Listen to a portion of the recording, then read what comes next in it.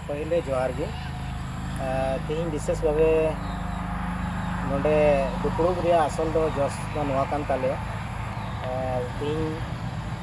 Road रे दो जान जरूर दो बांग ताहे कान ताले मेनखान निबार सोशल मीडिया रे से नि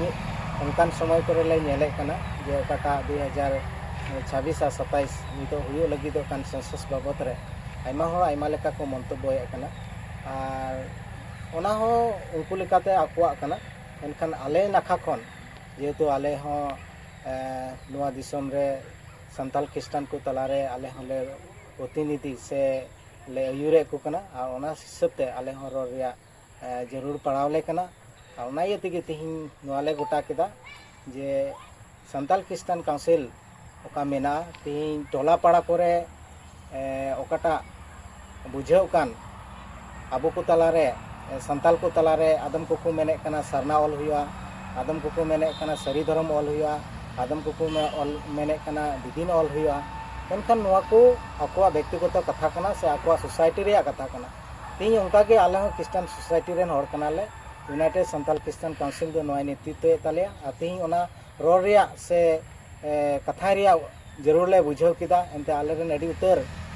संताल क्रिस्टियन दोहा को मेना को उनको को आले ठेन कुकली को खोजो कना और उनको को थार बसाव कना चे बन चिकाया मेनते और नाई तिगे तिही आले यूनाइटेड संताल क्रिस्टियन काउंसिल से खन नोआ गे रोड सनाय लेकना से पुष्टो सनाय लेकना अबो दो अडी जुग खन नेता में आइमा आइमा 100 बछर खन तिही अबो भारत दिसम रे क्रिस्टियन कना बन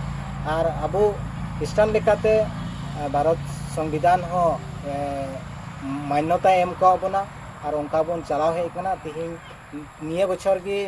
सेंसस हुई कान उनकान कथा दो बांग कना तिही भारत स्वाधीन तायनम खन तिही दहाय तिही दिन हबी 8 धावा सेंसस हुई कना और उनकाना कथा धर्म चितान रे उनकाना बेनाबिनी कथा दो सेंसस ऊपर रे बांग रकाब कना मेनकान तिही आले बाबना ले सदरे कना और ओनाई तिगे भारतीय न्याय संगीत हो नाय मेने कना ओकाटा सरिया कना ओनागे रोड में और तिहिं जुदी ओना कथा रे तिहिं आले एड़ियाले रोड लेखान तिहिं आईनगत भावे आले तो दोषी ले साब बचुआ और आईन रे आले तो विचार रे आले सबिदोआ तिहिं आईपीसी 415 और आईपीसी 420 हो ओना कथा गे मेने कना ओकाटा दो सरिया कना ओना सरिया गे सदर हुआ आले सस्तर बाइबल रे हो नोय मेने कना माथाय 10 सेटिंग रे 33 रे अकोय मानव को समांग रे बांगिया उनी दो सेमा रे मेनाय पुन समांग रे होय बांग उचुआ अदो ओना येते तिही आले जीवी हरमो रिया बतर मेना तालेया ते तिही ओनागे आले संताल क्रिस्टियन बोहा को ठेन ले सदरे कना सरिया रोड जेमन आलोपे तायनमो तबन जेमन सरिया अबो नोआ ओकाटा भारतीय सेंसस मेना तबना नोआ दो भारत दिसम रिया टॉप मोस्ट रिकॉर्ड कना तिही ओना रिकॉर्ड रे अबो चेले कबन ओला ओना चितान रे आबो न्याय दो हुई तबना जुदी आबो भूल गिबन ऑल सदरा मेनखान तायनमा दिन रे हुई दड़े आबो सेवा व्यवस्था को चितान रे आबो मी गटन अनुष्ठान को चितान रे उनकाना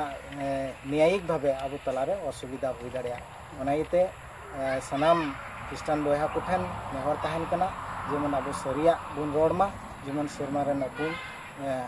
समांग रे आलो बुन बांग उचुमा नोआ को कथा गे तिही यूनाइटेड संताल क्रिस्टियन काउंसिल दो हुदिस किदा और नोआ पुष्ट पुष्टि क्रिस्टियन बोहा को ठन सदर रिया लगती पड़ाव दी कना मासा कटी कुकलिन दो किया जे तिहिन अकोय दो को मेने कना जे सरना ये आयमा लेकाना मिटन धर्म को उडुक कना और ओनारे ये बना तो उनको को आपे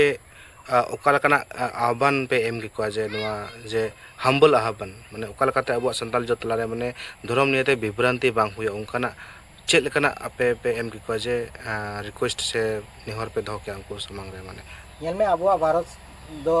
1947 साल रे 15 अगस्त मेता में तिहिया दिन रे भारत स्वाधीन हुई कना आ भारत स्वाधीन हुई तायनम खन तिहिन दबी ते 8 धावा सेंसस कना और तिहिन दबी ते धर्म रिया कथा दो सेंसस रे बांग रकाव कना और ओना येते कि आले से खन नेहर ताहन कना जेमन धर्म खातिर ते अबो संथाल को चितान रे विभ्रांत आलो हुयुमा एंते धर्म रिया विभ्रांत अबो तला रे हेलेनखान खुती दो अबो आगे हुयुआ और ओना येते कि तिही ओना खन बात कते अबो चे लेकाते अबो नोआ दिसम रे ताहे कते अबो अधिकार से आबो डेभलप बन हुई दाड़िया ओना रे जतो हर बन चिंता दाड़िया मेनखान धर्म नाखा रे जेमन धर्म लेकाते लाहा दो आलो बन गोटायमा।